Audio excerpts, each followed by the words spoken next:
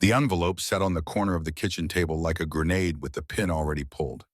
Lennox Ashford stared at it, legal-size, cream-colored bearing, a return address she hadn't seen in 8 years, while her daughter coughed wetly from the living room couch.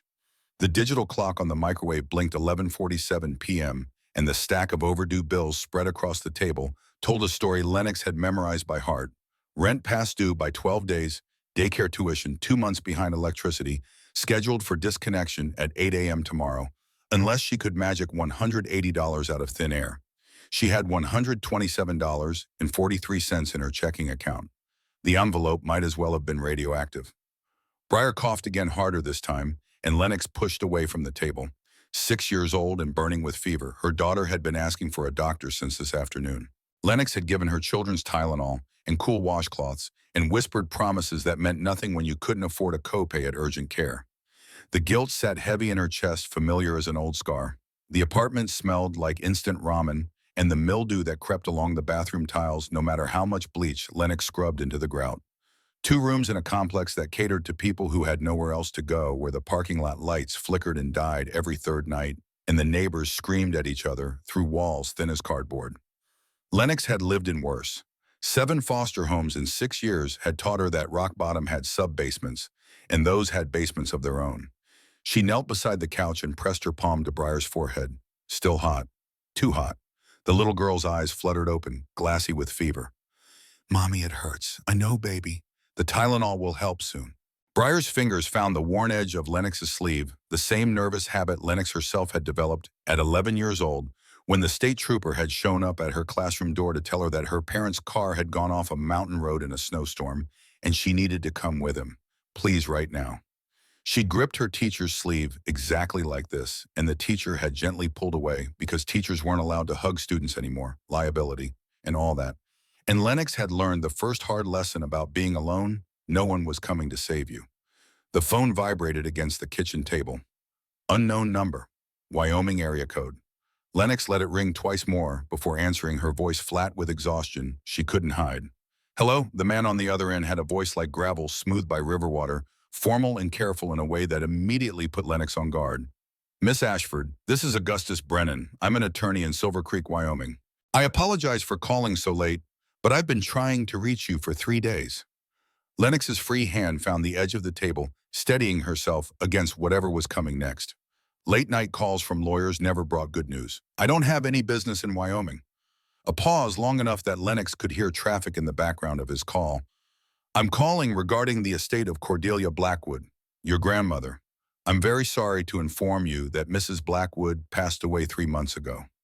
The kitchen tilted slightly. Lennox sat down hard in the nearest chair. Cordelia, Cora, the woman who had stood at the back of Lennox's parents' funeral 13 years ago, stone-faced and silent, who had left before anyone could approach her. The woman Lennox had begged for help when she was 17 and pregnant and terrified, who had looked at her granddaughter's swollen belly and said, "I can't take care of a child," before closing the door in her face. 3 months. Cora had been dead for 3 months and no one had bothered to tell her. "I see." Lennox kept her voice level, refusing to give this stranger the satisfaction of hearing her crack. "Thank you for letting me know. Miss Ashford, there's more. Mrs. Blackwood left a will, a very specific will.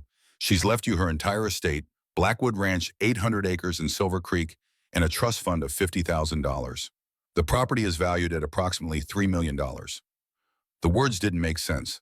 Lennox heard them individually but couldn't string them together into meaning. The grandmother who had refused to take her in, who had let an 11-year-old disappear into the foster care system, who had slammed a door in the face of a pregnant teenager, that woman had left her a ranch worth $3 million. "That's not possible. She wanted nothing to do with me." Augustus Brennan cleared his throat and Lennox heard papers rustling. "I'm looking at the will right now, Miss Ashford. It was updated 6 months before her death and filed with the county clerk. Everything goes to Lennox Marie Ashford, granddaughter of the deceased. However, we have a complication." Of course, there was always a complication. Lennox pressed her palm against her forehead, feeling the beginnings of a headache. A man named Sterling Faulkner filed a claim 48 hours after Mrs. Blackwood's funeral. He's presented documentation identifying himself as her grandson from a first marriage in the 1970s. He claims superior right to the estate and has already moved into the ranch house. Changed the locks. And Miss Ashford, he's been selling your grandmother's belongings, piece by piece. Lennox stood abruptly, the chair scraping against linoleum. He can't do that. That's theft. Wyoming property law allows temporary possession when familial claims are disputed. Mr. Faulkner has documentation, a birth certificate, letters from your grandmother, witness statements. His attorney is quite competent. The preliminary hearing is scheduled in 3 weeks. I strongly advise you to come to Silver Creek, Miss Ashford. If you're not here to contest his claim, the judge is likely to rule in his favor by default. Lennox looked at the bills spread across her table, at her bank balance blinking on her phone screen, at Briar, who needed medicine they couldn't afford. 3 weeks until she lost everything she'd never had. I'll be there. She ended the call and opened her banking app, fingers moving automatically through the familiar math of survival. The Greyhound from Denver to Silver Creek ran twice daily. 2 tickets, 1 adult and 1 child under $12.98. That left $29.43 for food, for medicine, for whatever emergency would inevitably arise, because emergencies always did. Lennox pulled up the Greyhound schedule. There was a bus at 6:15 a.m., 7 hours to Silver Creek, depositing them at a place she'd visited exactly once in her life when desperation had driven her to beg a stranger who shared her blood for help that never came. She bought the tickets before she could talk herself out of it. The confirmation email arrived with a cheerful chime that felt obscene given the circumstances. $98. More than a week's worth of groceries. More than Briar's next urgent care visit.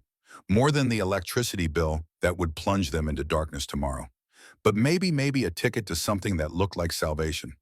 Lennox walked to the closet and pulled down the duffel bag she'd carried through 7 different foster homes, the ones she'd never fully unpacked, because some part of her never stopped expecting the knock on the door that meant pack your things, you're moving again. She folded Briar's clothes with mechanical precision. 3 shirts, 2 pairs of jeans, underwear, socks, the stuffed rabbit with one eye missing that had survived everything else. Then her own meager wardrobe chosen for durability rather than style. Everything they owned fit in one bag with room to spare. The apartment would be here when they got back. Or it wouldn't. The landlord had been making noises about eviction for 2 weeks. Either way, Lennox wasn't sure it mattered anymore. She carried the bag to the couch and sat beside Briar, smoothing damp hair away from the little girl's forehead. Tomorrow they would leave before sunrise. Tomorrow they would board a bus heading toward a grandmother who had rejected them and a ranch being stolen by a man who claimed blood ties Lennox had never heard of. Tomorrow they would walk into a fight they might not win. Tonight, Lennox let herself remember. 13 years ago, she'd been 11. 4th period English class, reading Esperanza. Rising and thinking about the book report. Due Friday, when the intercom had crackled to life with the principal's voice asking Mrs. Henderson to send Lennox to the office, please, immediately. The walk down that hallway had felt endless. Every student she passed had stared, and somehow Lennox had known, had felt it in her bones, that whatever waited in that office would crack her life in half. The state trooper had been young, maybe 25, and he'd looked everywhere except at her face when he explained that her parents' Toyota had hit black ice on Highway 287 and gone through the guardrail. That Robert and Catherine Ashford had died on impact, that it had been quick, that they hadn't suffered. He'd used those exact words, they didn't suffer, as though that made any difference to an 11-year-old girl whose entire world had just evaporated. The funeral had been small. Her parents had moved to Denver 3 years earlier for her father's job, and they'd left behind the ranch where Robert had grown up, left behind his mother, who still lived there alone. Lennox had watched Cora Blackwood from across the cemetery, a tall woman with iron gray hair and a face that gave away nothing. She'd worn black and stood apart from everyone else and left before the service ended. That night in the first foster home, Lennox had asked the social worker about her grandmother. Why wasn't she staying with Cora Pearl Anderson? Had been kind, at least. Kinder than some of the others who came later. Your grandmother said she can't take care of a child, sweetie. She's 72 years old and the ranch is a lot of work. But we'll find you a good placement, I promise. 6 years, 7 homes. Families who took the state's money but couldn't quite manage to make room in their hearts for a girl who didn't belong to them. Lennox had learned to pack light, to keep her grades high, to make herself as invisible as possible, because the squeaky wheel didn't get the grease, it got transferred to a different home with stricter rules and lower tolerance for inconvenience. And then at 17, she'd gotten pregnant.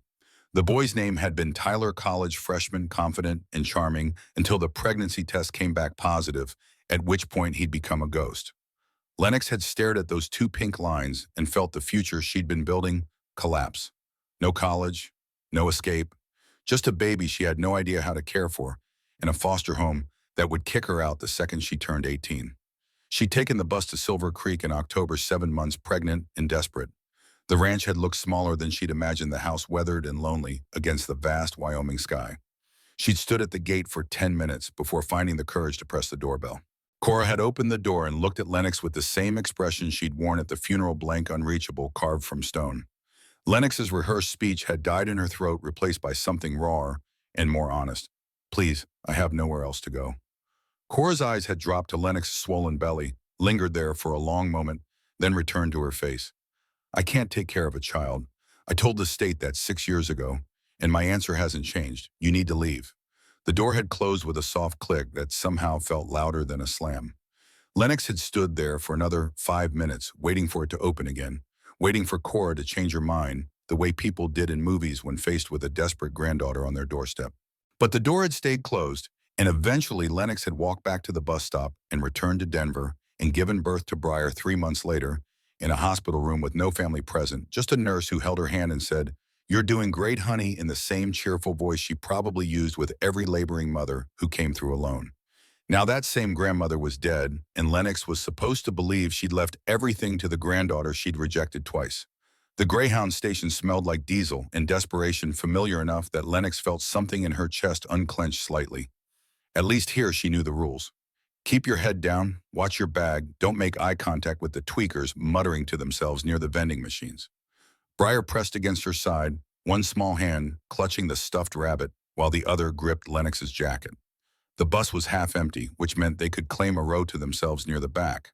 Lennox stowed the duffel in the overhead compartment and settled Briar by the window, tucking a thin blanket around the little girl's shoulders. The fever had broken sometime around 4 a.m., leaving Briar pale and exhausted, but no longer burning to the touch. "Mommy, are we going to have a house, a real one?" Lennox smoothed Briar's hair, dark like her own, and tried to find an honest answer that wouldn't crush the hope in those brown eyes. "We're going to try, baby. We're going to fight for it." "What if the man doesn't leave? What if he says no? Then we'll make him leave." Lennox said it with more confidence than she felt. The $29 in her pocket wouldn't buy much fighting power, wouldn't pay for the kind of lawyer who could go toe-to-toe with someone who'd planned this theft carefully enough to forge documents and establish residency.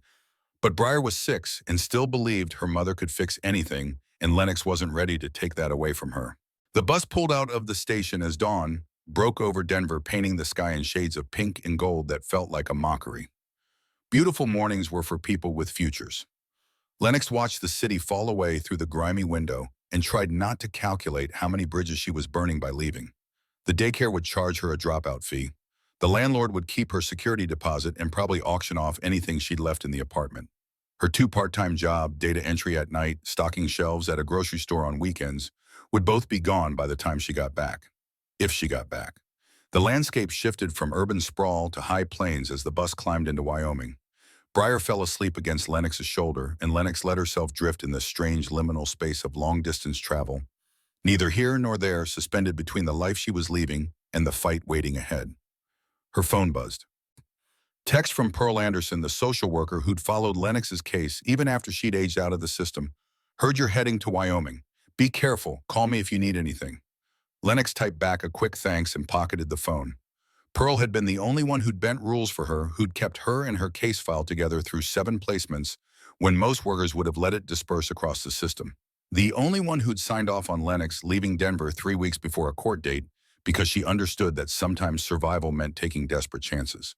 The bus stopped in Cheyenne for a driver change. Lennox bought a package of peanut butter crackers from a vending machine and split them with Briar, trying not to think about the money bleeding away with every transaction. $26 now, maybe $25 after she bought water at the next stop. They rolled into Silver Creek at 2:47 p.m.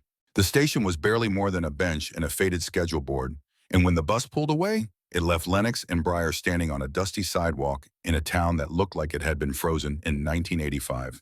Main Street stretched ahead, lined with brick buildings housing a feed store, a diner, a hardware shop with sun-bleached displays in the window.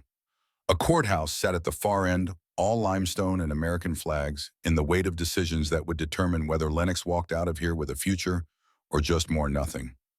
Briar's hand tightened in hers. "It's small." Lennox hoisted the duffel onto her shoulder. "Yeah, it is." They walked toward the feed store because it was the only business that looked open. Inside, the air was thick with the smell of grain and leather, and a man in his 70s stood behind the counter reading a newspaper. He looked up when the door chimed, and his expression shifted through several emotions too quickly for Lennox to track surprise, recognition, something that might have been pity. "You're Robert's girl." His voice carried the weight of old memory. Lennox stopped in the middle of the aisle, suddenly aware that in a town this size everyone knew everyone's business, and a stranger showing up 3 months after Cora Blackwood's funeral wouldn't go unnoticed. "I'm Lennox. This is my daughter Briar." The man nodded slowly. "Lyle Pritchard. Knew your daddy when he was about knee-high. Heard about what happened to him and your mama. Terrible thing." He paused, measuring his words. "You hear about the ranch? I'm here to claim what my grandmother left me." "Well now." Lyle folded his newspaper with deliberate care. "That might be harder than you think, seeing as Sterling Faulkner's been living there going on 3 months now. Got himself a fancy lawyer from Casper and paperwork saying he's Cora's grandson from her first marriage. My grandmother never had a first marriage." Lyle's eyebrows rose slightly. "That what your daddy told you?" "That's what the county records say." Lennox kept her voice steady even as doubt crept in. Had Robert lied? Had Cora kept secrets even from her own son? The door behind them opened with a burst of cold air and expensive cologne. Lennox turned and found herself face to face with a man who could only be Sterling Faulkner. 6 feet tall, early 30s, wearing boots that cost more than Lennox made in a month, and a smile that didn't reach his eyes. "Well, well," Sterling's voice carried across the store like he owned it. "You must be the other claimant." Little Lennox Ashford, all grown up and trying to take what doesn't belong to her. Briar pressed against Lennox's leg, and Lennox felt her daughter trembling. She shifted slightly, putting herself between Sterling and the child. "Blackwood Ranch belonged to my grandmother. She left it to me." Sterling laughed, a sound without warmth. "Your grandmother, that's rich." "Cordelia Blackwood was my grandmother from her marriage to William Faulkner in 1972. Your daddy Robert was the drunk who crashed his car and orphaned you because he couldn't stay sober long enough to navigate a mountain road.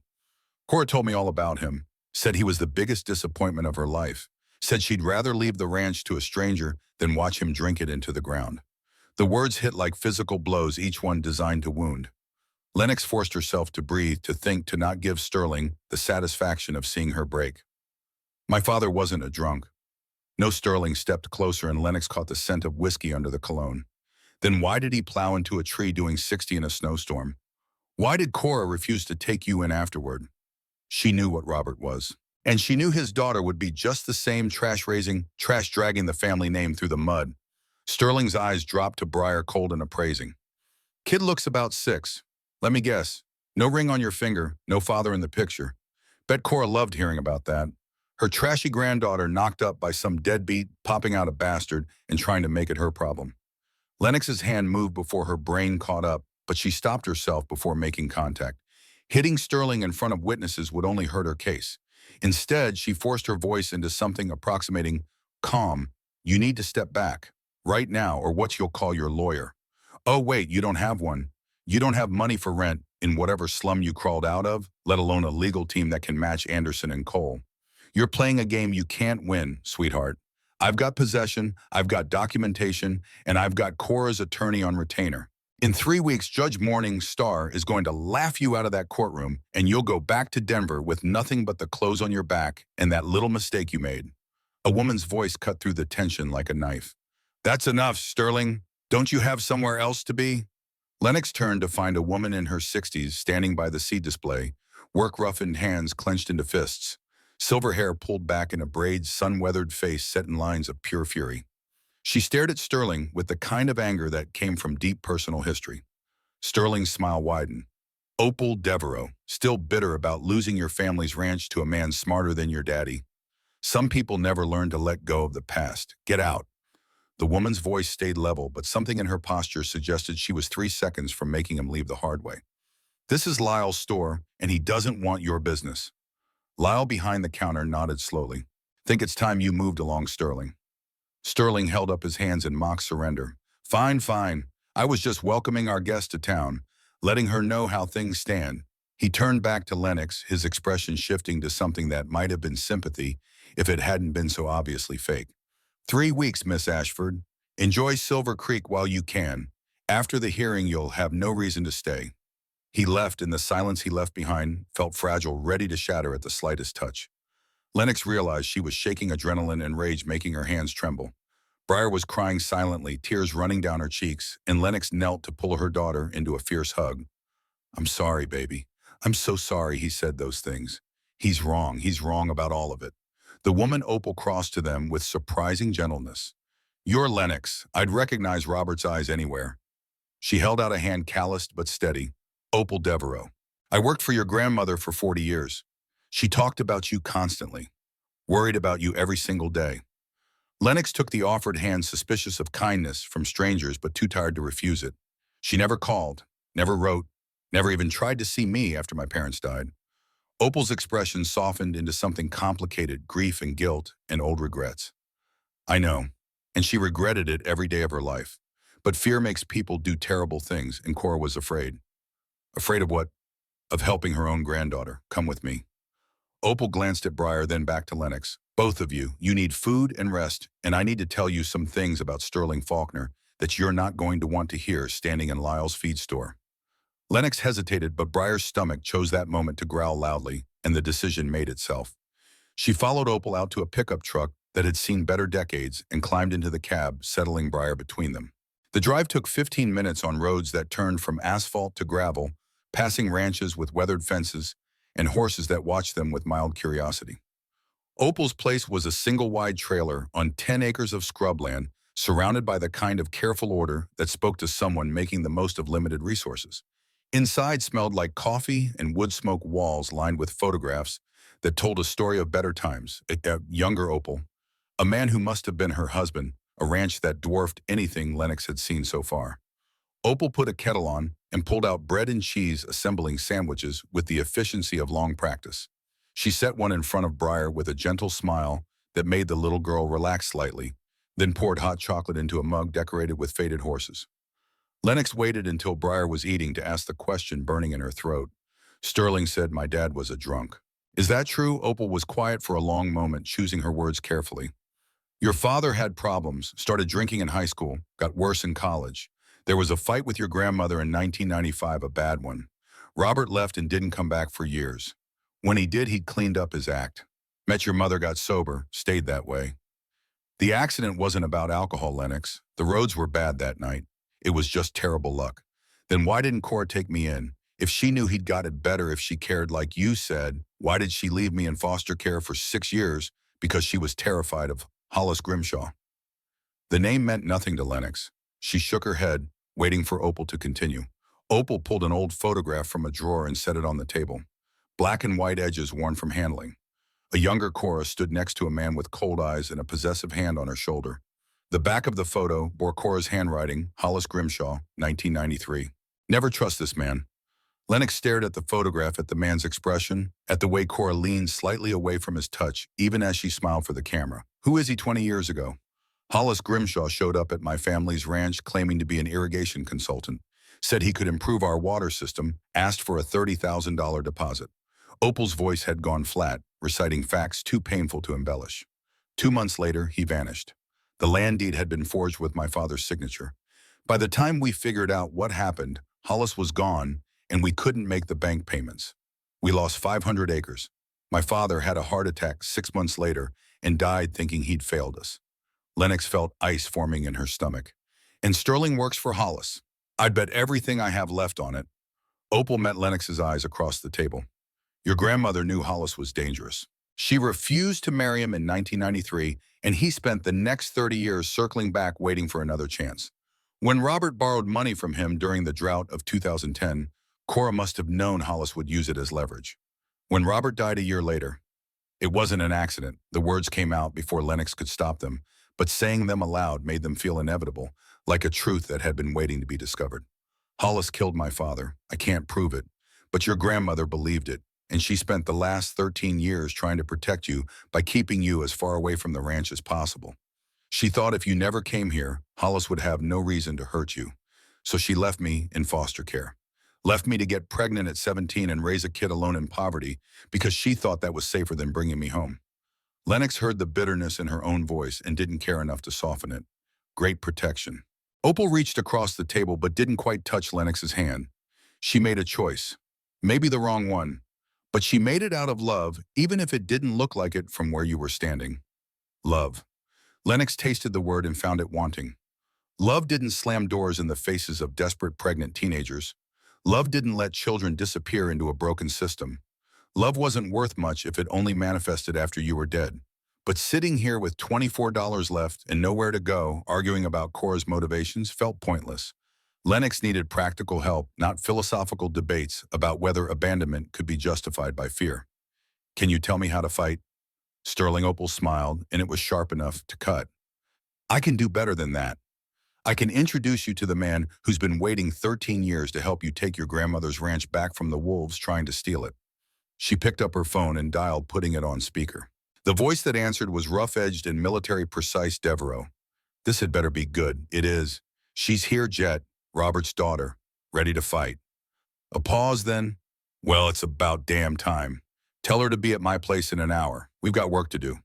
Jericho Weston's cabins sat at the eastern edge of what had once been Blackwood Ranch territory, a structure that looked like it had grown from the landscape rather than been imposed upon it.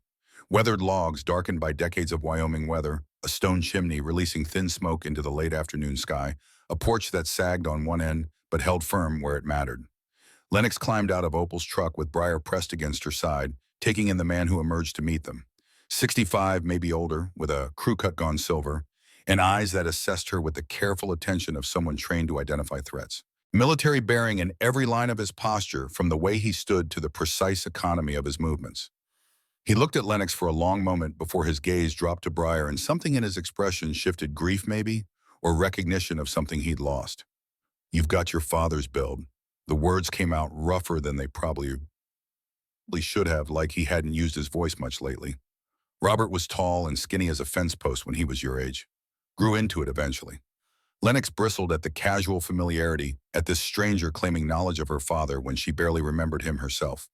Memories from before 11 were fuzzy, composed more of feeling than fact, her dad teaching her to tie her shoes, the way he'd smelled like coffee and sawdust, his laugh that came easy and often. But the details had faded, leaving only impressions that might have been real or might have been invented by a child desperate to hold on to something. Mr. Weston Jet, nobody calls me Jericho except my mother, and she's been dead 20 years. He stepped aside, gesturing them into the cabin. And you're Lennox. Opal tells me Sterling gave you the welcome wagon treatment at Lyle's store. Inside the cabin was sparse but meticulously maintained. A wood stove radiated heat into the single main room, and photographs lined one wall. Military units, landscapes, and prominently displayed in the center, a young man in marine dress blues with Jet's eyes, and a smile that had suggested he'd never met a challenge he didn't think he could conquer. Briar gravitated immediately to the photographs, while Jet poured coffee from a pot that looked older than Lennox. He handed her a mug without asking if she wanted it, and the assumption irritated her, even as she wrapped cold fingers around the ceramic warmth. Your grandmother made me promise something before she died. Jet settled into a chair that faced the door, military habit, always keeping exits visible. He gestured for Lennox to sit. She said if anything happened to her, I was to help Robert's daughter. Specific instructions: help her fight, help her learn the ranch, help her keep what's rightfully hers. Why Lennox stayed standing, unwilling to cede even that small amount of control. You didn't know me. She barely knew me. Jet's jaw tightened. I knew your father. Watched him grow up on that ranch. Watched him fight with Cora and leave. Watched him come back, different, sober, married, trying to make amends. And I watched Hollis Grimshaw bleed him dry during the drought of 2010, then kill him when he tried to pay off the debt. Opal said it might not have been an accident, but you're saying it definitely wasn't. Single vehicle collision on a clear stretch of Highway 287 that Robert had driven 1,000 times. Happened 1 week after he met with Hollis to make a final payment. Jet's voice stayed flat, reciting facts. Sheriff ruled it accidental road conditions, driver error, but I was there when they pulled the car out. Brake lines looked cut.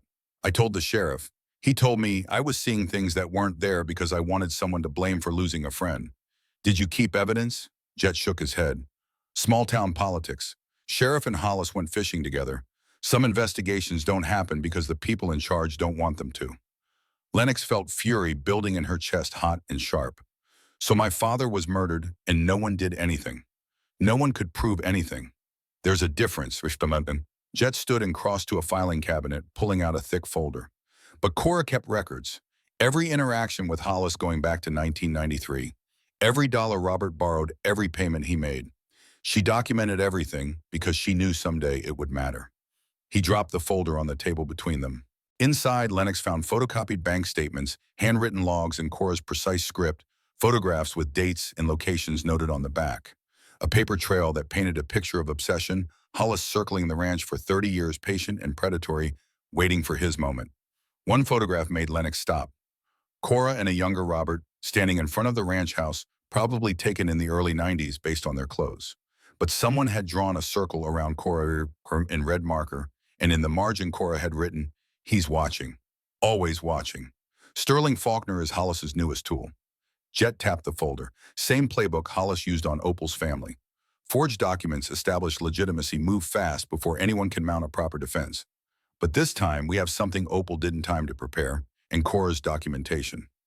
Lennox looked up from the photograph.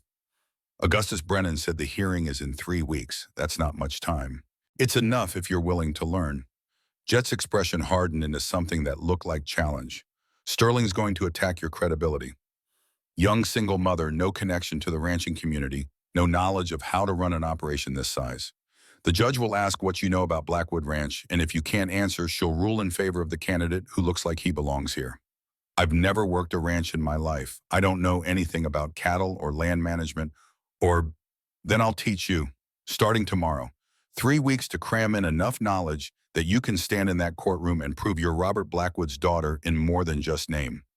Lennox wanted to argue to point out the impossibility of learning decades of specialized knowledge in 3 weeks, but Breyer chose that moment to speak up from across the room. "Mommy, who's this?" She was pointing at the photograph of the young Marine. Jet's entire posture changed, shoulders dropping slightly, and when he spoke, his voice carried weight that hadn't been there before. "That's my son, David. He died in Afghanistan 8 years ago, 28 years old." Breyer studied the photograph with the intense focus children brought to things they didn't quite understand. "He looks nice." He was. Jet crossed to stand beside her, and Lennox saw his hand twitch like he wanted to touch the frame, but had trained himself not to. "Your grandmother treated David like a grandson. He grew up running around Blackwood Ranch while I worked as foreman. After he died, I stayed because leaving felt like abandoning the last place David had been happy." Lennox felt something shift in the room, a shared understanding of loss that needed no explanation. She knew what it meant to be defined by absence, to carry forward when the person you'd been before had been hollowed out by grief. Jet had stayed on the ranch for his dead son, the same way Lennox had kept fighting through foster care for the parents she couldn't save. "I'll learn." The words came out steadier than she felt. "Whatever you can teach me in 3 weeks, I'll learn." Jet nodded once satisfied. "Then we start at dawn. Opal will keep Breyer during the days. She's better with kids than I am anyway. You'll need boots, work gloves, and clothes you don't mind destroying. We've got a lot of ground to cover and not much time to cover it." "What about Sterling?" "If he sees me on the ranch, he won't." Jet's smile held no warmth. "Sterling drives to Casper every afternoon from 2 to 5 to meet with his lawyers, like clockwork. We'll work around his schedule. And speaking of Sterling, there's something you need to see before we start training." He pulled out his phone and showed Lennox a photograph he'd taken 2 days ago, Sterling loading furniture into a truck bed. Antique furniture, the kind that belonged in estate sales and museums, not the back of a pickup headed for pawn shops. "He's been liquidating your grandmother's belongings since the day he moved in. Sold the dining table for $225. Set of silver spurs went for $180. He's working his way through the house systematically, taking anything with resale value. That's theft." Lennox's hands clenched around the phone. How is he allowed to just sell her things, property laws murky, during contested estates? Jet took his phone back. "Technically, he's liquidating assets as the presumptive heir. By the time the judge rules, there might not be anything left except the land itself. Then we need to document what he's taking, build evidence for the hearing. Already on it." Jet pulled up more photographs. Sterling at Silver Creek, Antique Barn, Sterling at a pawn shop in Lander. Each image time-stamped and geotagged. "But what we really need is proof the documents he filed are forgeries. That means getting into the ranch house and finding his paperwork.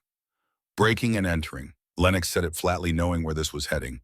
"Your grandmother gave Opal a key years ago, for emergencies." Jet's expression gave away nothing. "This qualifies. If I get caught, Sterling calls the police and I lose any chance at custody of Breyer. Social services would put her in foster care so fast, which is why you won't get caught. Tomorrow afternoon, 2 o'clock when Sterling leaves for Casper. 90 minutes to get him photograph his files and get out. Opal will watch Briar. I'll be stationed outside with a radio to warn you if he comes back early.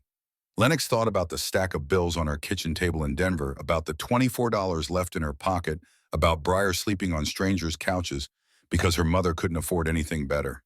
Thought about Sterling's cold eyes and colder words about a ranch that should have been hers being stripped bare by a man who'd probably never met Cora Blackwood. I'll do it. But first, I want to see the ranch. From a distance. I want to know what I'm fighting for. Jet drove them in his truck, taking back roads that skirted Blackwood property lines. They stopped at a high point that overlooked the main compound, 800 acres of rolling pasture and cottonwood groves, weathered outbuildings clustered around a two-story farmhouse that looked like it had been standing since Wyoming was still a territory. Fences marked paddock boundaries, and in the fading light, Lennox could make out cattle grazing in the distance, dark shapes against darker grass.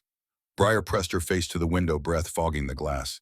It's so big. That's really ours. It's really yours. Opal spoke from the back seat, her voice carrying certainty that Lennox couldn't quite match. Your great-great-grandfather claimed this land in 1872, built it from nothing. And your grandmother spent 60 years making sure it survived droughts and recessions and every other disaster Wyoming could throw at it. That house down there, Cora raised your father in it. He learned to ride before he could write. This ranch is in your blood, whether you've walked its fields or not. Lennox stared at the house, at the silver truck parked in the driveway, Sterling's truck announcing his presence like a flag planted on conquered territory. Lights glowed in the windows, warm and inviting, and for a moment, she let herself imagine what it might have been like to grow up there, to have roots that went deeper than the next social worker's reassignment, to belong somewhere so thoroughly that leaving would tear pieces of yourself away. But that wasn't her history. Her history was 7 foster homes and a grandmother who'd chosen distance over connection, who'd left protection in her will, but never offered it in life. Tomorrow. Lennox turned away from the view. Tomorrow we start. Dawn came earlier than seemed reasonable, dragging Lennox from sleep that had been more unconsciousness than rest. She'd spent the night on Opal's couch while Briar took the guest room, and every muscle in her body protested the thin cushions and cheaper-than-cheap upholstery. Outside, Wyoming morning stretched across the sky in shades of pearl and rose beautiful in a way that made Lennox's chest ache. Jet arrived at 5:30 a.m. driving a truck that sounded like it was held together by rust and stubbornness. He handed Lennox a travel mug of coffee strong enough to strip paint and gestured for her to climb in. First lesson, cattle health assessment. We're using Bill Carter's herd since Sterling would notice if we messed with Blackwood stock. Bill's a neighbor, knew your grandmother 40 years. He's willing to let you practice on his animals in exchange for free labor. They drove to a ranch smaller than Blackwood, but better maintained, where a man in his 70s greeted them with the kind of handshake that tested grip strength. Bill Carter looked Lennox up and down with the assessing gaze of someone who'd spent a lifetime reading livestock and people with equal accuracy. You've got Robert's height, but your grandmother's spine. Bill released her hand. Cora Blackwood was the toughest woman I ever met, and I've met plenty. If you've got half her steel, you'll do fine. Lennox followed them to a pen holding about 30 head of cattle animals that looked identical to her untrained eye, brown large, equipped with horns and suspicious stares. Jet opened the gate and walked among them with the confidence of someone who'd done this 10,000 times. First thing you need to know, cattle aren't stupid. They read body language and they can smell fear. You walk in here uncertain, they'll push you around. You walk in confident, they'll respect it. Lennox tried to project confidence she absolutely didn't feel stepping into the pen while her heart hammered against her ribs. The nearest cow turned to look at her and Lennox froze. Keep moving. Slow, steady, no sudden motions. Jet demonstrated approaching one of the animals with a hand extended. You check their eyes first. See this one. Eyes are bright alert. That's healthy. You see cloudiness or discharge, that's a problem. He moved to another cow, this one standing slightly apart from the herd. This one's favoring her left front leg. See how she's not putting full weight on it? That means you check the hoof. Look for Stone's injury signs of infection. Lennox forced herself to move closer to touch the rough hide and feel the animal's warmth, the solid reality of something that depended on human knowledge to stay healthy. Jet walked her through the checklist, body condition coat, quality breathing patterns, signs of distress. Each item felt overwhelming, a fragment of knowledge she was supposed to absorb and retain and apply under pressure 3 weeks from now, when a judge asked her to prove she could run a ranch. Your turn. Jet stepped back. Tell me which of these animals needs attention. Lennox scanned the herd, trying to apply what she just learned.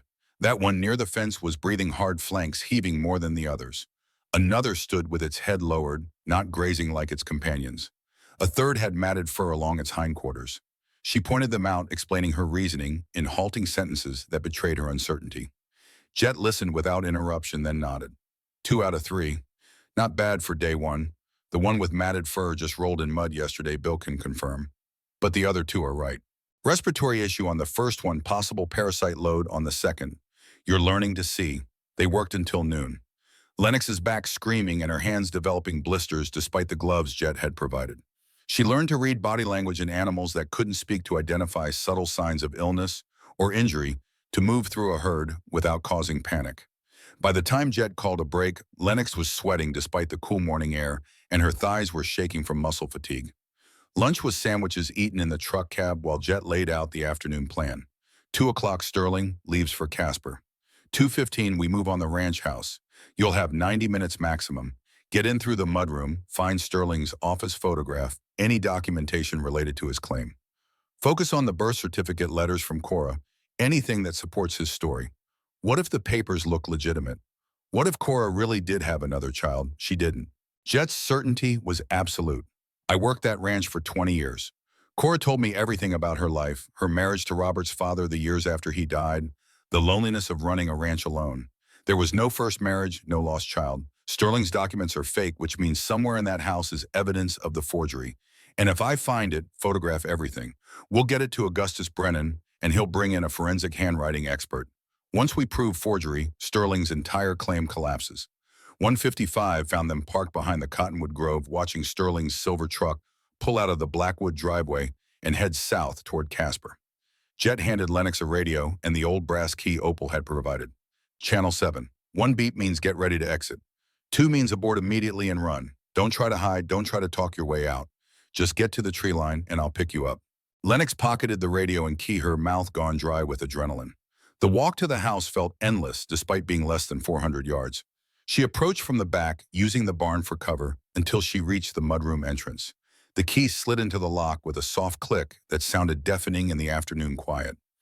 Inside the house smelled wrong cheap cologne and cigarette smoke, and the particular staleness of someone who didn't respect the space they occupied. Lennox moved through rooms stripped of personality, where Cora's careful decorating had been erased in favor of generic landscape prints and bare walls.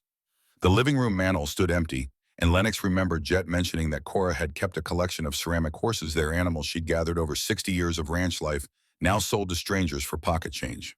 The office occupied a corner room with windows overlooking the eastern pastures.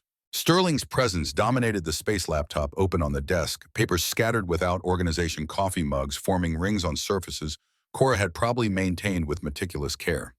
Lennox's hands shook as she began opening drawers, photographing each document before carefully replacing it exactly as she'd found it.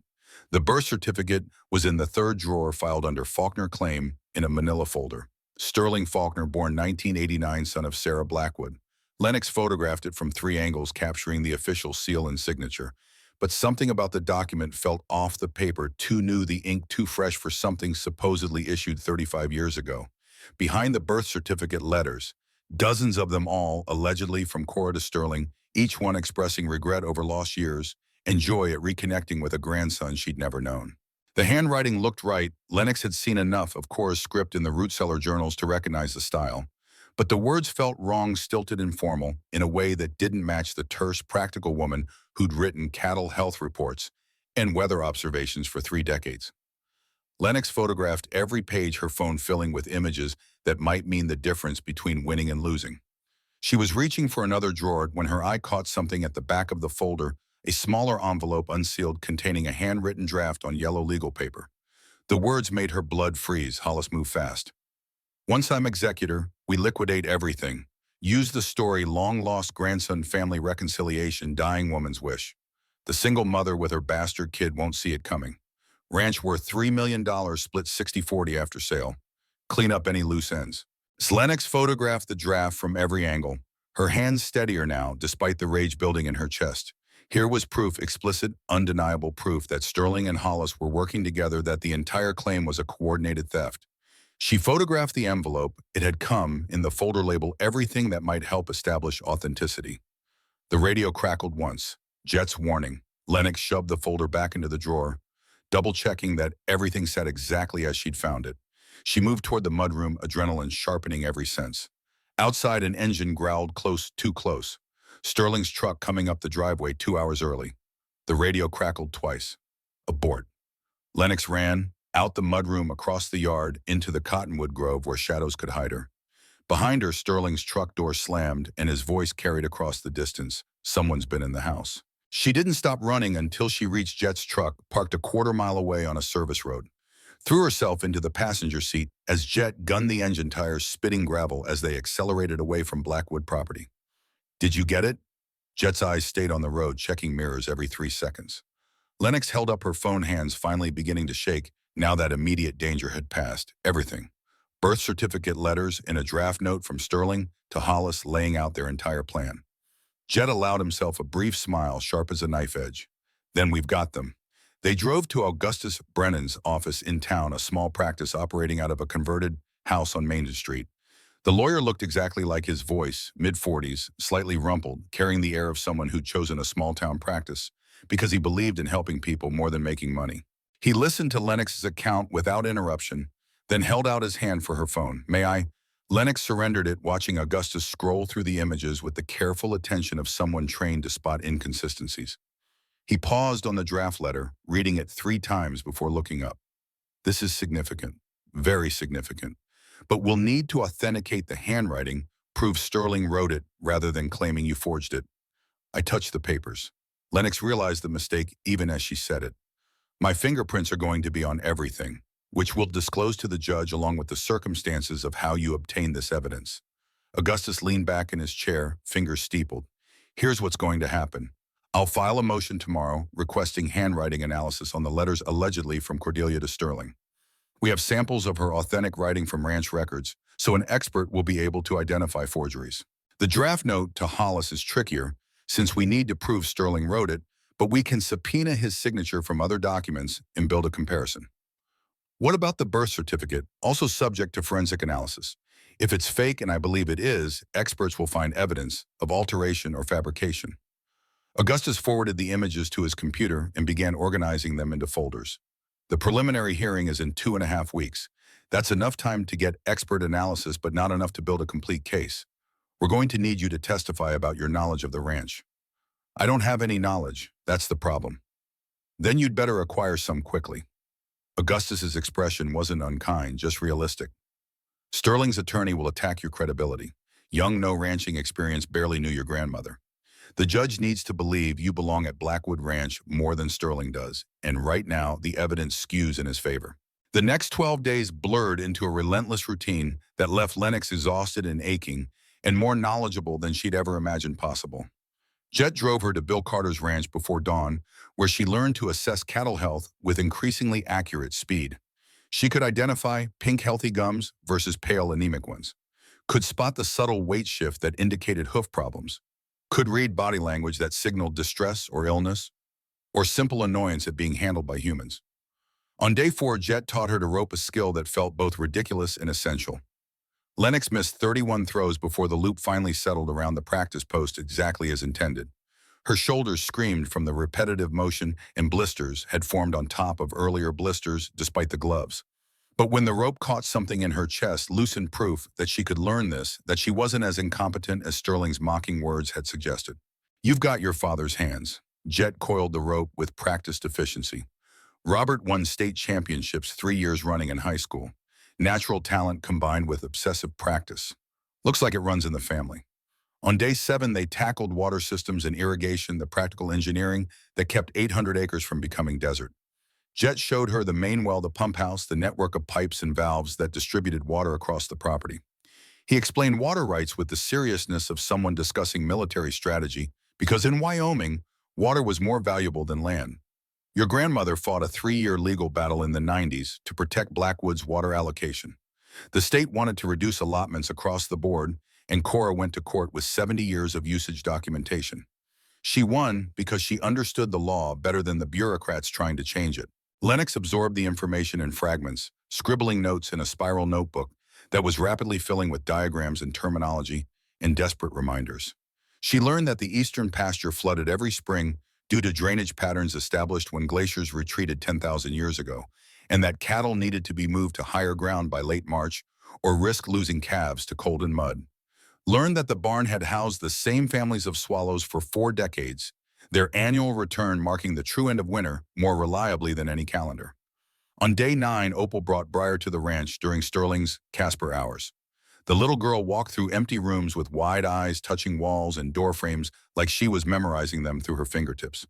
In what had been Cora's bedroom, Briar found a shoebox on the top closet shelf too high for Sterling to have noticed during his systematic looting. Inside, Lennox found school photos. Her own face stared back from elementary portraits, spanning 6 years, each one carefully dated and labeled in Cora's handwriting. Kindergarten through 5th grade, charting the progression from gap-toothed child to the serious 11-year-old who'd lost her parents and been deposited into a system that didn't want her. Behind those report cards, photocopied and filed, every A celebrated with a small star drawn in the margin, every teacher comment underlined and annotated. She kept all of these. Lennox's voice came out strange, choked by emotions she didn't have names for.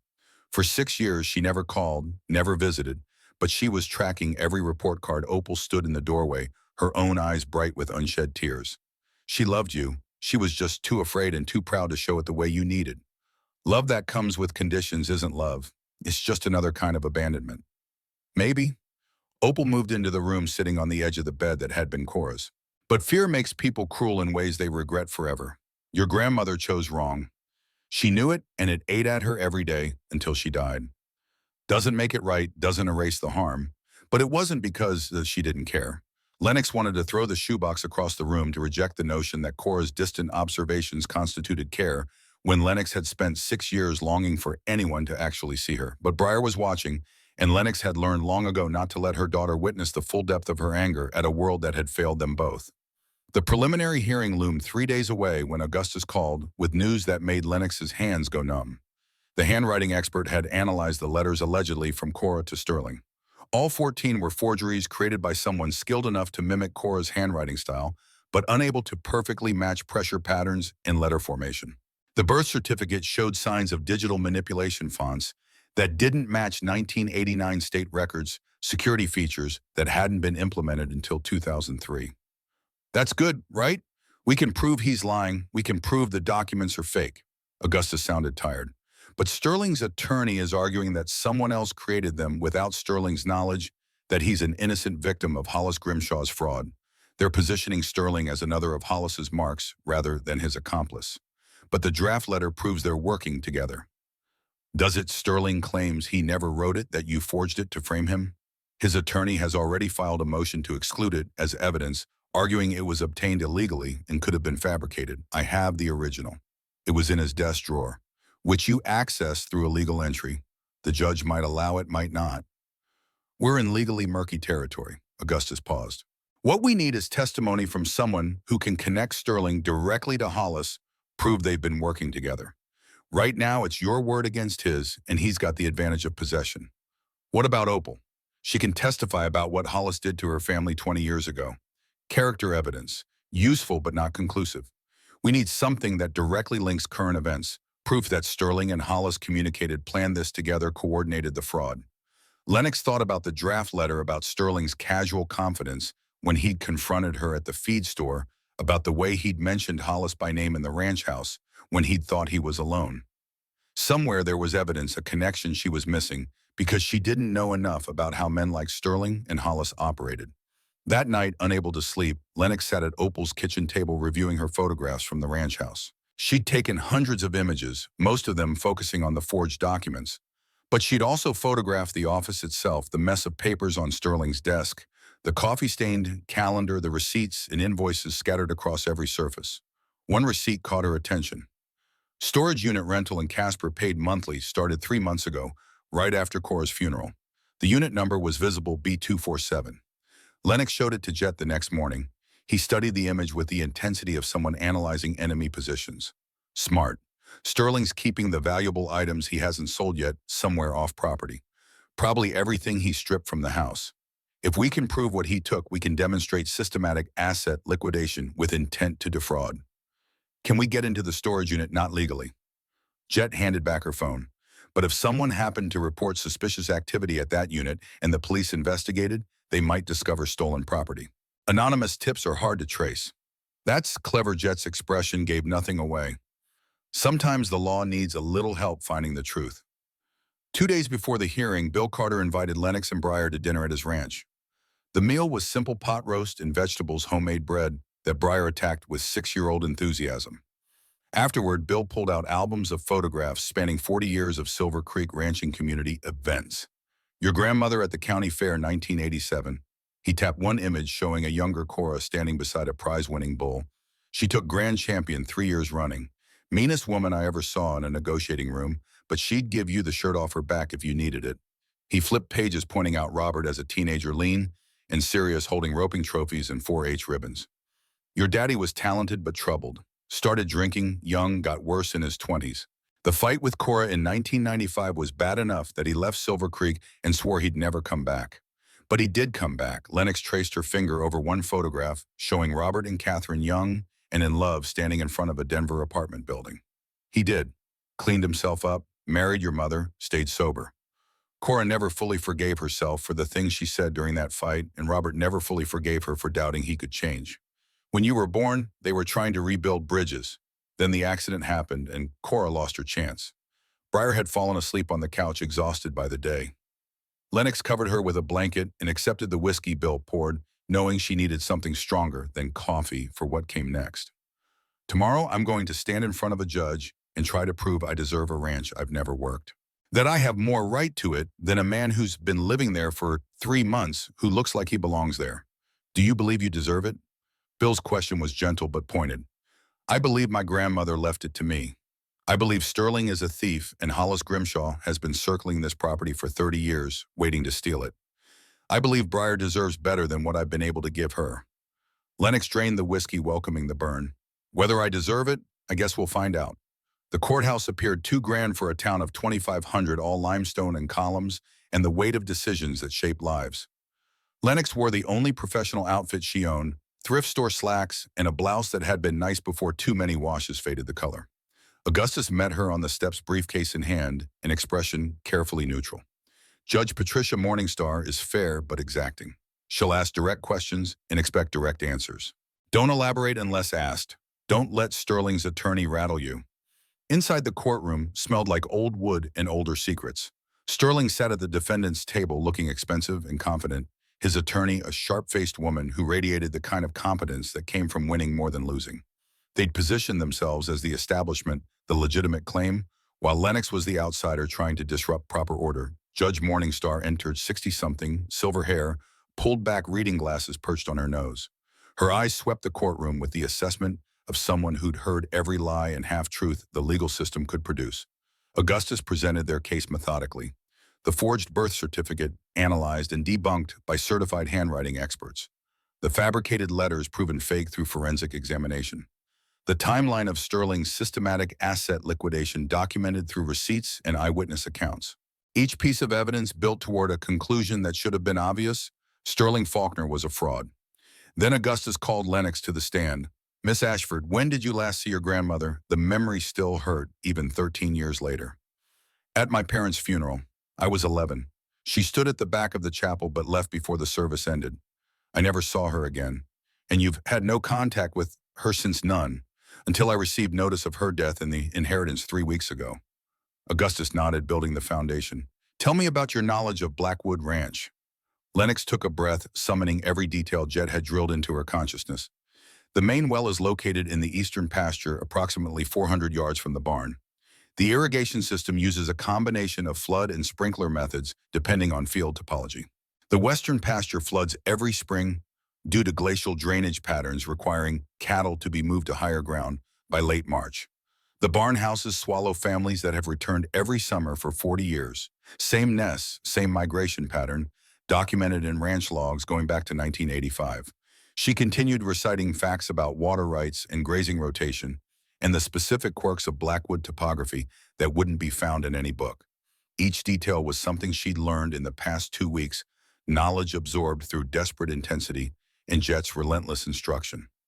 Augustus let her speak for 5 minutes before cutting in. And how did you acquire this knowledge? Miss Ashford, Jericho Weston, my grandmother's former foreman, has been teaching me. I've spent the past 2 weeks learning ranch operations from someone who worked Blackwood land for 20 years. Sterling's attorney stood during cross-examination, her smile predatory. Miss Ashford, 2 weeks of instruction hardly qualifies you to run an 800-acre cattle operation. Wouldn't you agree? I agree, I have a lot to learn. But I'm willing to learn, and I have people willing to teach me. People like Mr. Weston, who worked for your grandmother but apparently wasn't valuable enough for her to leave him the ranch objection. Augustus was on his feet, argumentative and irrelevant. Sustained, Judge Morningstar's voice carried authority that needed no volume. Counsel will confine questions to the witness's qualifications. Of course, Your Honor, the attorney shifted tactics.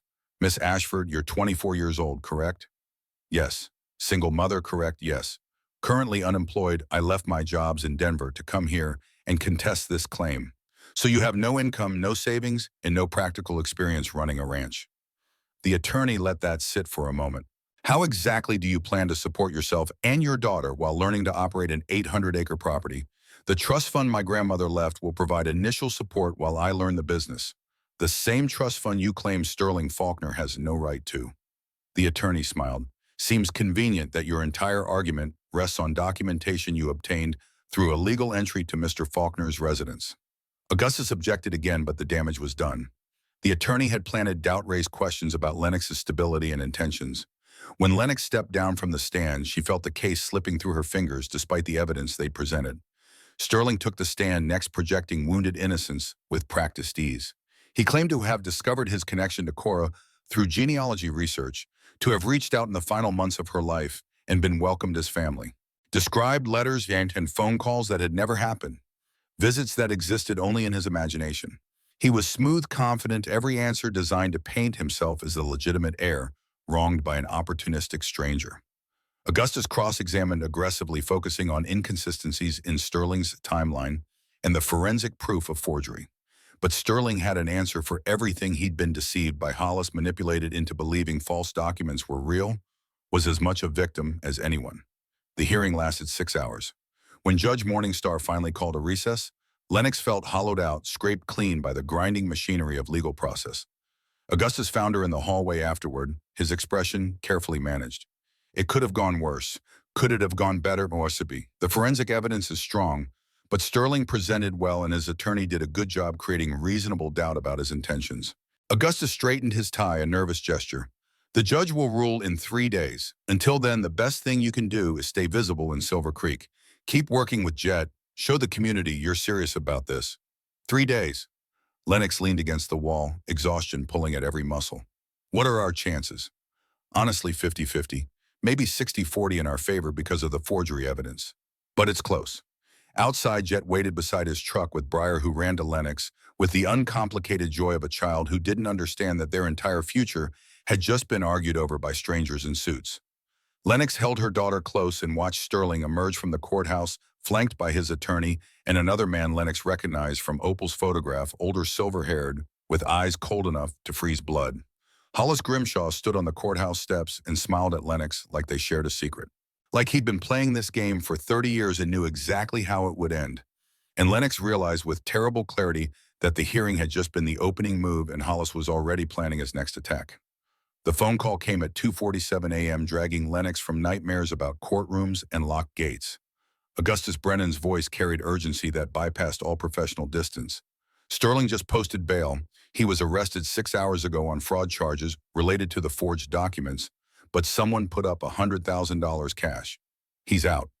Lennox sat up on Opal's couch, heart already racing. Who posted bail? That's the concerning part the bonding company won't say. But there's more. Sterling's ankle monitor was found cut off in a Casper parking lot 20 minutes ago. He's in the wind. Meaning what exactly? Though Lennox already knew, could feel it in the cold settling into her bones. Meaning Judge Morningstar ruled in your favor this morning. Blackwood Ranch is legally yours as of 8 a.m. today. Meaning Sterling has nothing left to lose and every reason to burn it all down before you can take possession. Lennox was already pulling on Jean's phone, wedged between shoulder and ear. Have you called the police? Sheriff's Department is 40 minutes away on a good day, and they won't prioritize a man who technically hasn't committed a crime yet. I'm sorry, Lennox. I know this isn't the victory we wanted. She ended the call and found Jet already awake in the kitchen, coffee brewing, like he'd been expecting this. His expression told her he'd gotten the same information through his own channels. How bad? Bad enough that we need to move now. Jet pulled a duffel from the closet and Lennox saw the outline of a rifle through the canvas. Hollis doesn't do half measures. If he's decided to destroy the ranch, he'll do it tonight while everyone's still reacting to Sterling's bail. Opal emerged from her bedroom already dressed. I'm calling Bill Carter and the Hendersons. If Hollis is planning something, we'll need witnesses and bodies. Strength in numbers. Lennox thought about Briar sleeping in the next room, 6 years old, and dreaming about having her own bedroom in a house that might be ash by sunrise. No, you stay with Briar. Keep her safe. If this goes wrong, it's not going wrong. Opal's voice carried the steel of someone who'd already lost everything once and refused to do it again. We're not letting that man take one more thing from this community. Jet's truck ate up the miles to Blackwood Ranch headlights, cutting through Wyoming darkness that felt vast enough to swallow them whole. Radio chatter crackled between Bill Carter's vehicle and 2 other ranchers. Opal had mobilized neighbors who remembered Cora, who'd known Robert, who understood that letting Hollis win here meant letting him win everywhere. Movement at the north tree line. Bill's voice came through static-laced. 2 vehicles, lights off. Jet's hands tightened on the wheel. Visual confirmed. 3 individuals on foot carrying containers. Gasoline. Lennox felt sick saying it, making it real. They're going to burn the house. The ranch appeared in the distance, dark except for the barn's security lights. Sterling's truck sat in the driveway, but movement flickered near the house, shadows that separated from deeper shadows, human shapes with clear intent. Jet parked a quarter-mile out and handed Lennox the radio. You stay here. Radio the sheriff and tell them we've got arson in progress. Give them no choice but to respond. I'm not hiding while You're not hiding, you're being smart.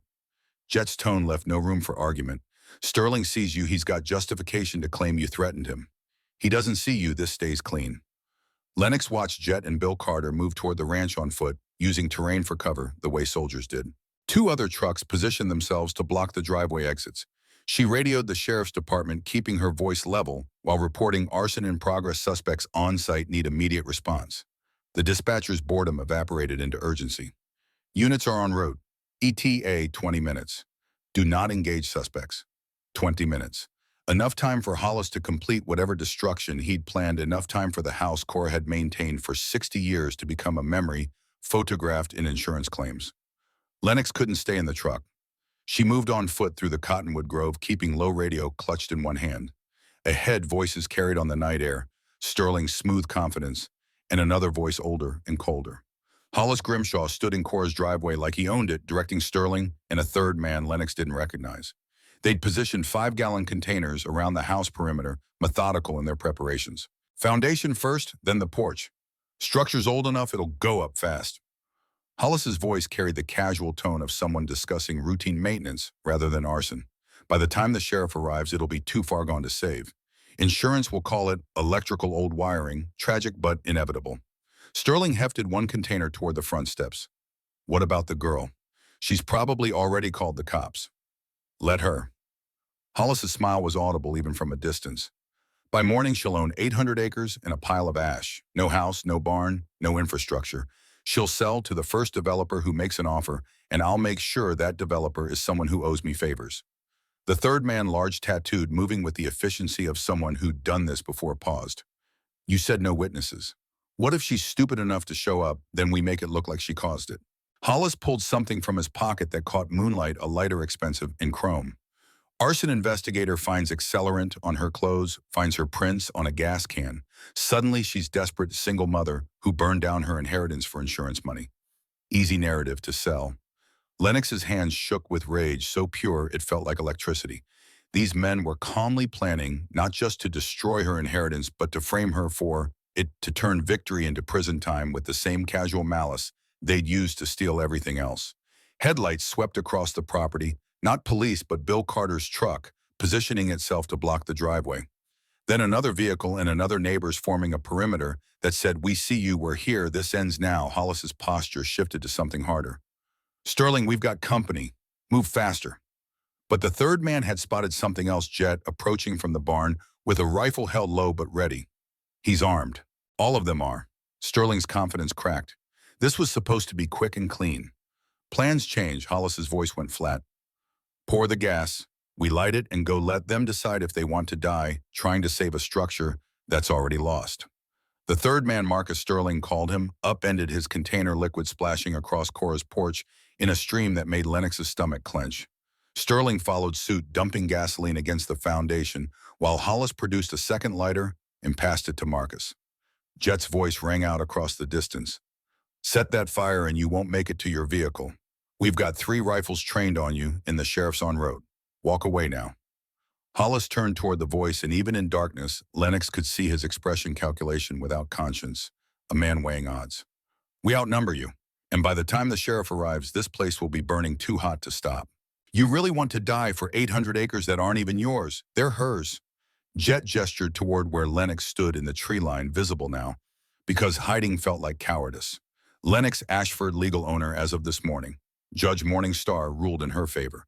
You've already lost Hollis. Everything you've spent 30 years planning is done. Hollis's attention shifted to Lennox, and she felt the weight of his stare like physical pressure. The single mother with the bastard kid.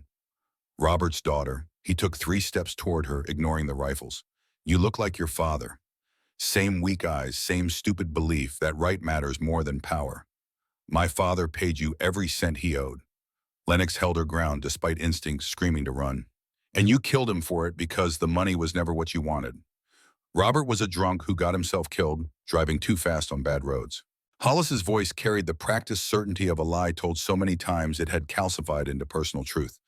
And your grandmother was a bitter old woman who refused to see what was right in front of her. What was right in front of her, a con artist who thought a proposal entitled him to her property. Lennox felt something shift in her chest, fury transforming into clarity. You spent 30 years punishing Cora for saying no. Destroyed Opal's family because you could. Manipulated my father's desperation and killed him when he escaped your trap. And now you're here to burn down what you couldn't steal because if you can't have it, no one should. Poetic. Hollis smiled without warmth, but ultimately meaningless.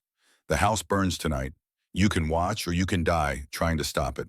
Either way, by morning you'll understand that this land was always mine. Cora knew it, Robert knew it, and now you'll know it too. Marcus flicked the lighter flame bright in the darkness. Sterling stepped back, distancing himself from what came next, and Hollis stood perfectly still, waiting for the moment when gasoline met fire and decades of Blackwood history became smoke. The shot came from Bill Carter's position, not aimed at anyone but fired into the dirt between Hollis and Marcus with enough force to make both men freeze. Bill's voice carried across the distance with the authority of someone who'd lived in this county for 70 years and wouldn't watch it burn without a fight. That's far enough. Sheriff's 2 minutes out.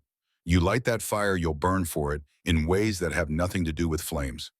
Sirens wailed in the distance, growing closer. Red and blue lights painted the horizon, multiple units responding to a call that had escalated from property dispute to attempted arson. Marcus dropped the lighter, hands rising automatically. Sterling backed toward his truck, calculation clear in every movement. He was already planning his exit, his excuse, his next identity. But Hollis didn't move. He stared at the house with something that looked like longing mixed with hate, and when he finally spoke, his voice carried the weight of 3 decades of obsession. This isn't over. You think a judge's ruling changes anything. You think legal documents matter. His eyes found Lennox across the distance. Your grandmother took what should have been mine. Your father thought he could escape what he owed. Now you'll learn the same lesson they did. Some debts don't disappear just because people die.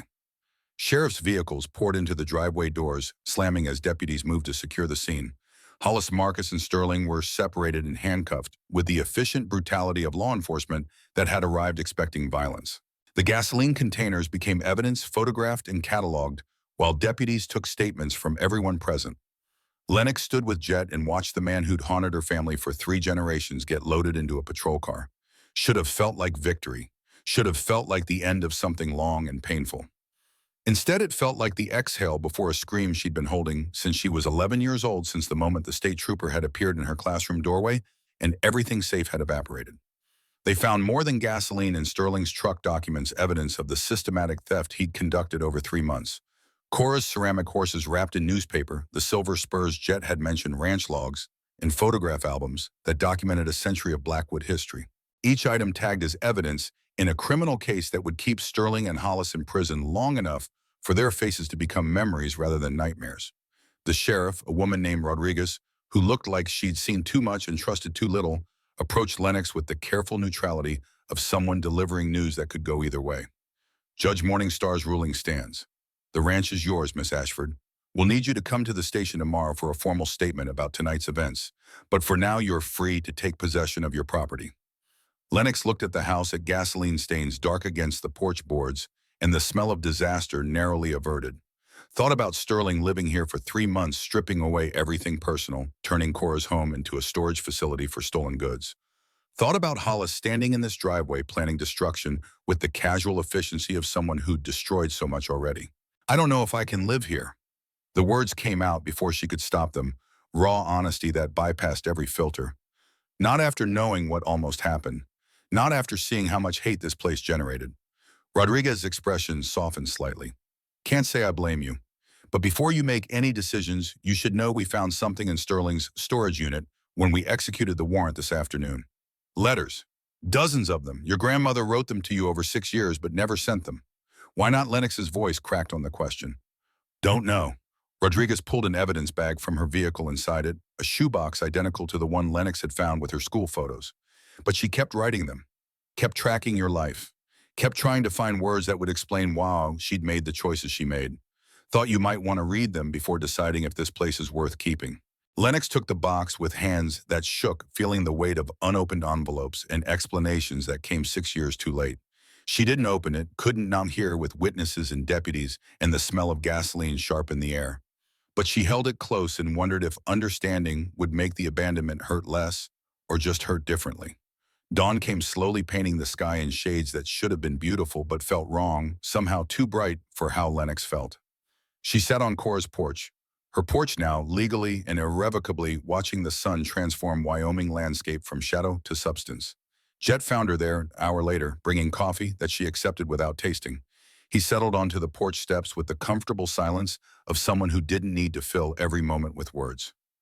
What happens now? Lennox finally asked, because the question was too big to hold alone anymore.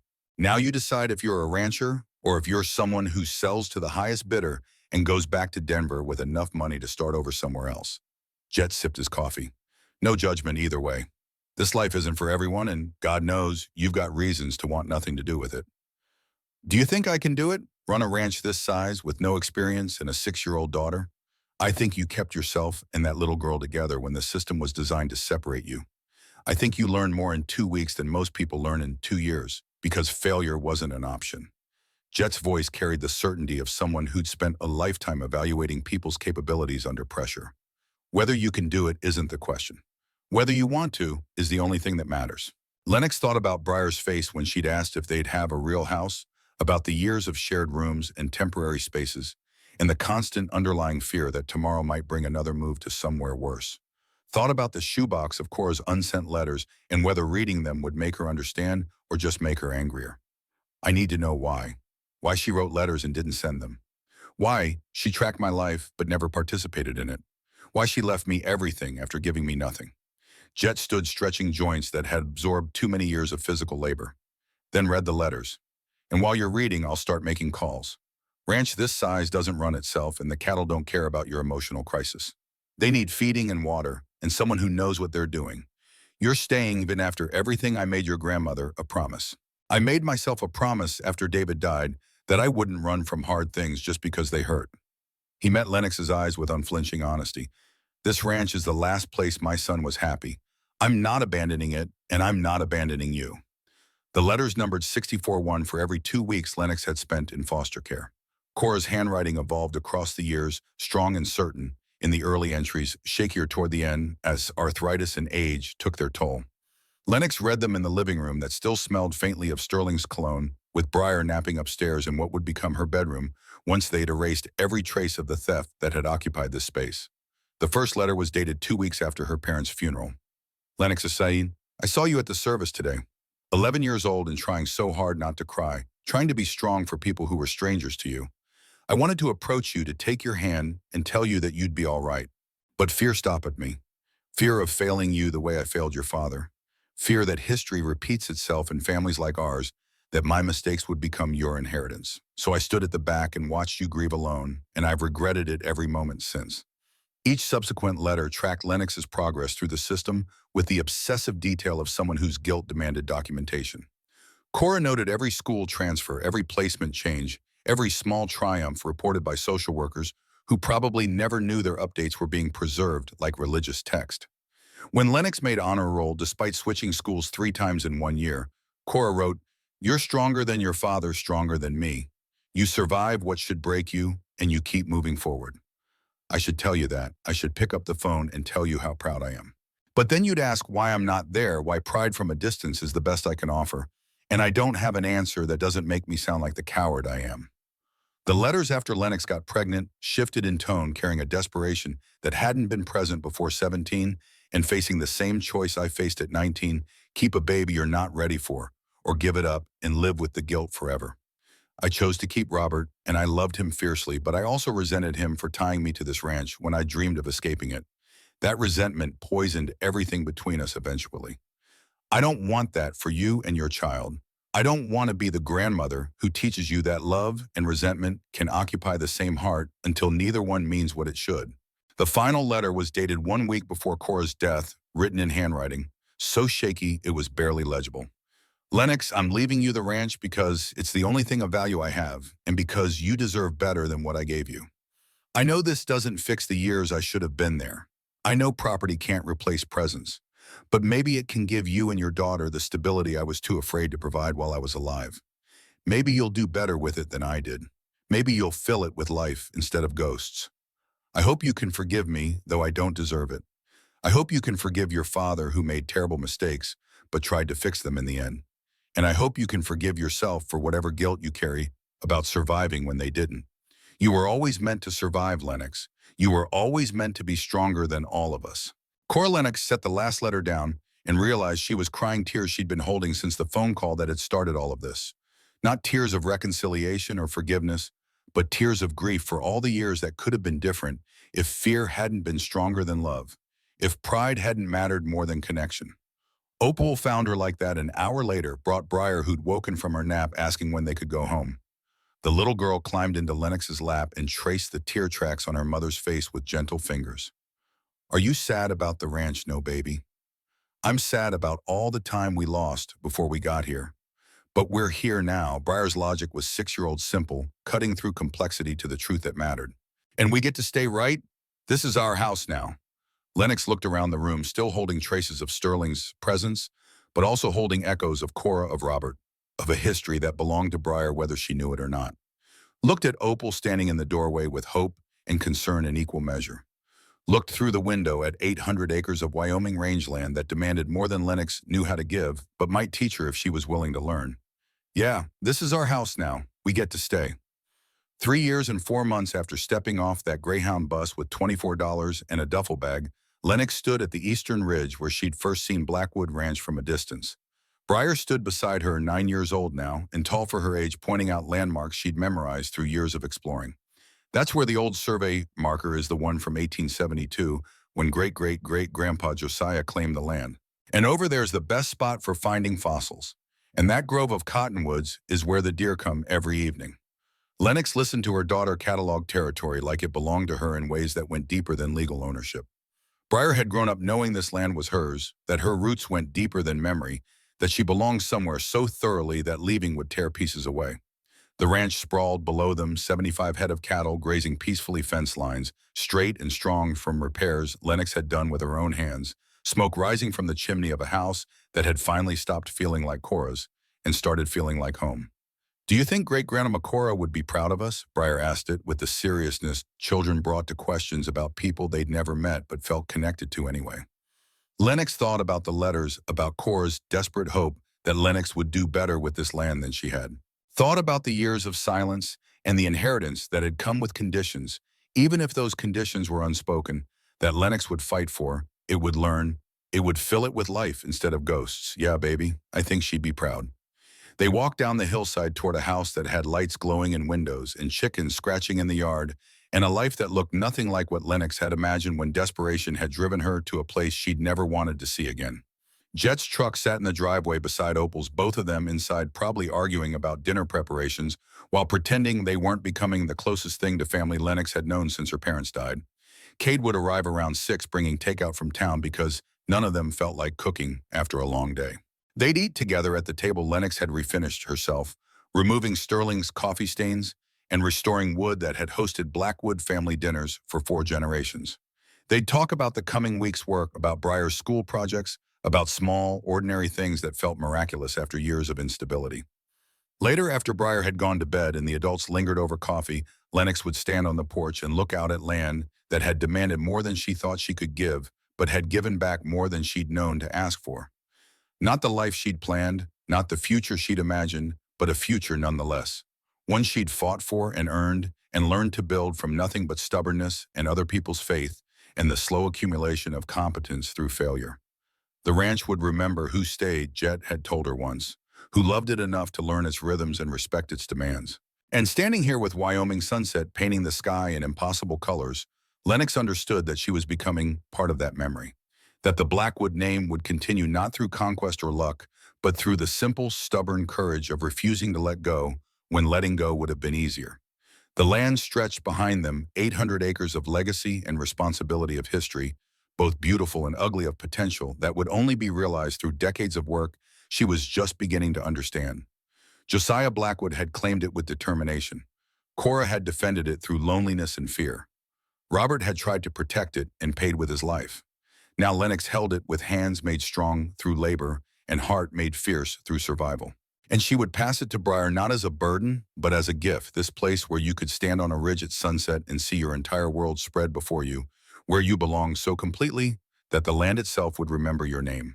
They walked home together through gathering twilight, mother and daughter, toward a house that waited with lights burning and people who'd chosen to stay toward a future that had been hard-won, but was theirs now irrevocably and completely. Some things were worth fighting for. Some places were worth learning to love, even when they'd hurt you. Some legacies were worth carrying forward, even when the weight felt unbearable. This ranch, this land, this life, all of it worth every impossible step that had brought them here.